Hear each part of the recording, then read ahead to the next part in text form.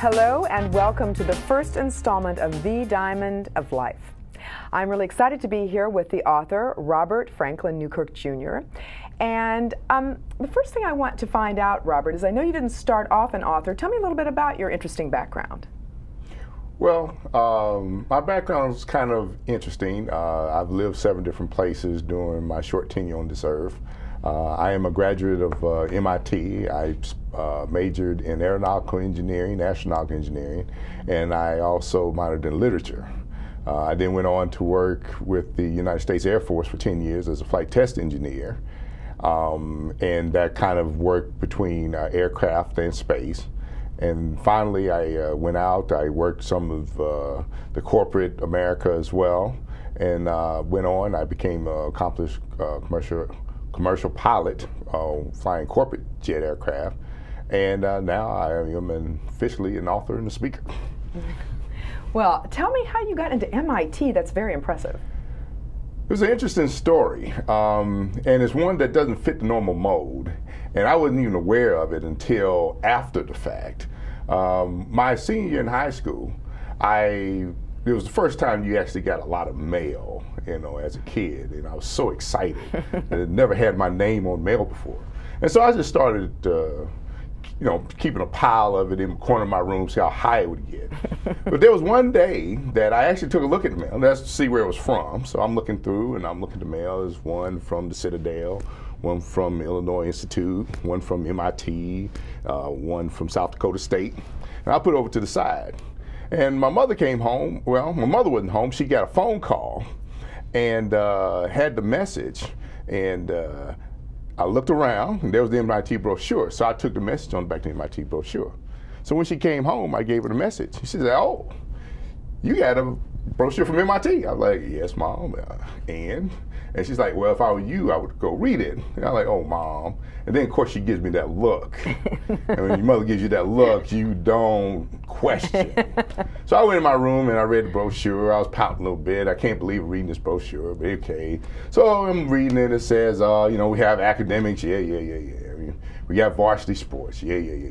We got sports you never heard of before. Yeah. Intramural sports. Yeah. And then there was one statement on the back. I was about to put it away. And it said that history was an elective. I elect not to take it. So okay. So read no further. I filled out the back of the form, ran to the mailbox. Mailman's long gone for the day. And they sent me a catalog. So I'm looking through the catalog, and I see it has aeronautical engineering. Now, at this point, for me, engineer was a train operator. And but it had aero. That's airplanes. I've been fascinated with airplanes since the age of 2. And so I was like, that's it. I guess that's where I'm going to be. Somehow or another, they're putting airplanes on back of trains and moving them forward. So that was my thing. I signed in, I got accepted, and I went to MIT and had no clue as to what I was getting myself into. So you got into the first and only place that you applied to? Absolutely. Matter of fact, I didn't even write another application for any other university because I got lazy and decided I didn't want to write any more essays or fill out any more applications and put in fees. I had gotten accepted early, so that was an advantage. So I knew by January the 1st that I had been accepted, and there was no need to bother. It was, just wasting my time to fill out and try to accept anywhere else. I'll just go here where they have aero engineering. So you were clearly really good at math. Yes, and math has been one of the things that it's been easy for me. And if you look, everybody has that little genius that's associated with them. And mine was mathematical. There are different aspects of geniuses.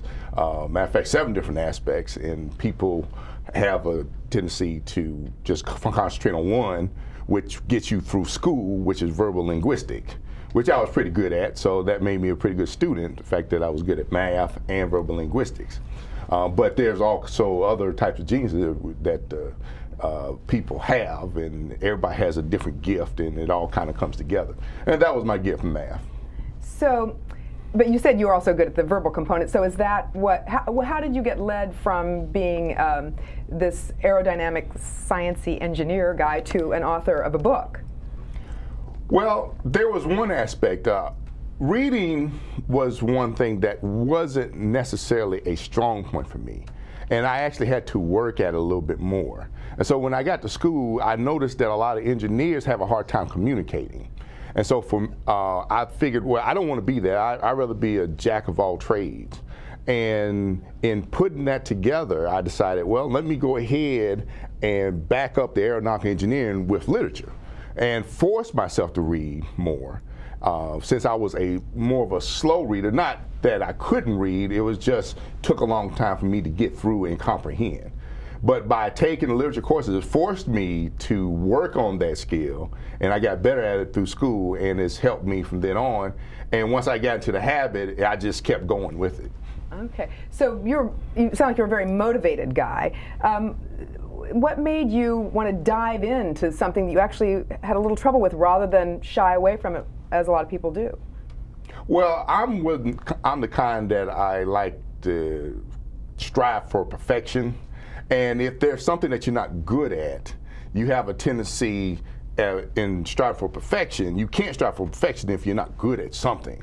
So the essence is to work at the weakest link. I mean, I'm good at math, so there's no need to put any more effort in math because the math's going to be there.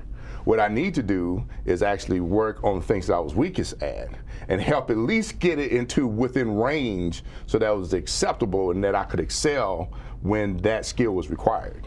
Do you think did you experience that was different, that that impetus was different than other people that you knew? I think a lot of people there's a fear that is associated with what you're not good at, because then there's an essence of scrutiny that's associated with that.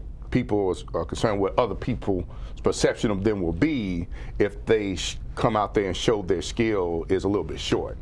I learned, it was a long time ago, that I got to the point where I couldn't be embarrassed anymore. I had been in so many situations where it was so awkward, primarily because I didn't fit the mold on a lot of things, so that put me in the oddball.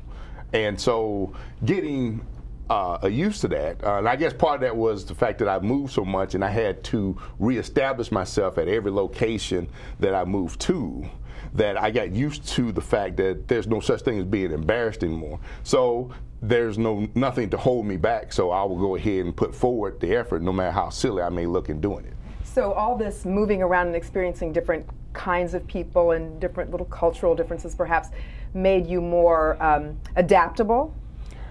I believe what it did was it gave me an intrapersonal type of skill, and where I had to depend on myself and look at how I perceived myself. Because by moving from place to place and being exposed to different people, the only thing that was constant was me. If you move from state to state, new surrounding, other than your family members, you had to get new friends, new teachers, new schools. You have the opportunity to adapt, and if I can adapt to that accordingly, then that helps me get grounded. And that only intrapersonal type skills are able to get you to do that. Well, Robert, you're a very interesting guy, and we're going to talk some more.